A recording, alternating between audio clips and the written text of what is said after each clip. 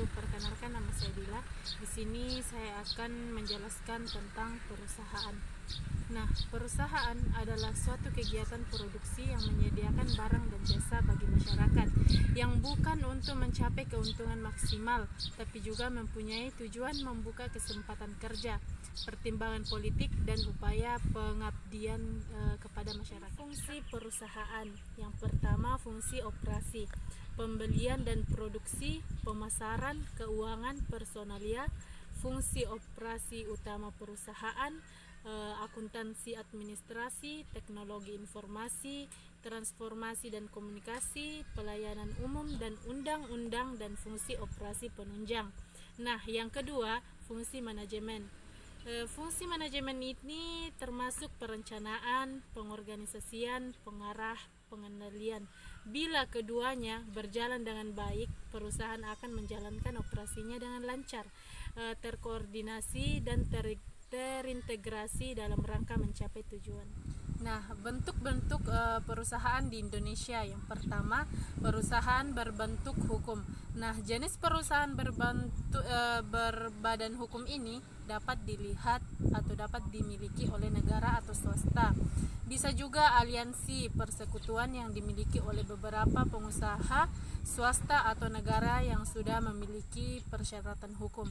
Nah, contoh perusahaan berbadan hukum ini yaitu salah satunya PT Perseroan Terbatas, Koperasi, Perusahaan Umum, Perseroan Persero, PT TBK Perseroan Terbatas, perusahaan terbuka. Yang kedua, perusahaan multinasional.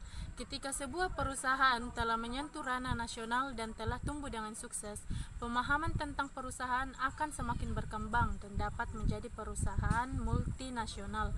Perusahaan ini akan tumbuh dan mendapatkan posisi yang kuat dan sebagian besar dapat bersaing secara global. Perusahaan yang tidak berbadan hukum.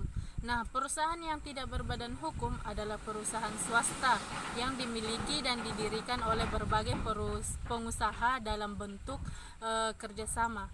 Mereka dapat menjalankan berbagai bidang ekonomi seperti perdagangan, layanan, dan industri. Perusahaan ini adalah milik pribadi, bisa dalam bentuk individu atau asosiasi atau persekutuan. Unsur-unsur perusahaan. Nah, ada beberapa unsur yang terkandung dalam perusahaan. Yang pertama, badan usaha, yaitu setiap perusahaan memiliki bentuk tertentu, apakah itu dimasukkan atau tidak ke dalam badan hukum. Selanjutnya, kegiatan di sektor ekonomi, yaitu termasuk bidang industri, perdagangan atau terus-menerus. Nah, ini berarti bahwa kegiatan komersial yang dilakukan oleh perusahaan sebagai mata pencarian yang dilakukan secara terus-menerus dan bukan kegiatan insidentil. Nah, selanjutnya bersifat tetap. Artinya adalah kegiatan komersial yang dilakukan tidak berubah dalam waktu singkat, tetapi dapat berubah dalam waktu yang lama. Nah, diketahui oleh publik. Ini berarti bahwa bisnis yang dilakukan dikenal dan dimaksudkan untuk masyarakat umum, diakui dan dibenarkan oleh hukum Republik Indonesia. Nah, jenis-jenis perusahaan di Indonesia. Yang pertama, jenis perusahaan berdasarkan kepemilikan. Di antaranya perusahaan milik negara atau BUMN. Selanjutnya koperasi dan perusahaan swasta atau BUMS. Yang kedua, jenis perusahaan berdasarkan kegiatan usaha. Yang pertama, perusahaan industri. Yang kedua, perusahaan pertanian atau agraris. Yang ketiga, perusahaan dagang. Adapun manfaat perusahaan bagi masyarakat. Selain berorientasi pada keuntungan, perusahaan harus memberikan manfaat bagi masyarakat luas. Di antaranya, yang pertama, sebagai produsen barang dan jasa yang dibutuhkan oleh masyarakat. Yang kedua, sebagai sumber penghasilan atau pendapatan masyarakat atau menyerap tenaga kerja. Yang ketiga, sebagai penyediaan lapangan pekerja dan penunjang pendidikan. Nah, baik, itulah penjelasan dari saya tentang perusahaan. Kurang lebihnya mohon dimaafkan. Wassalamualaikum warahmatullahi wabarakatuh.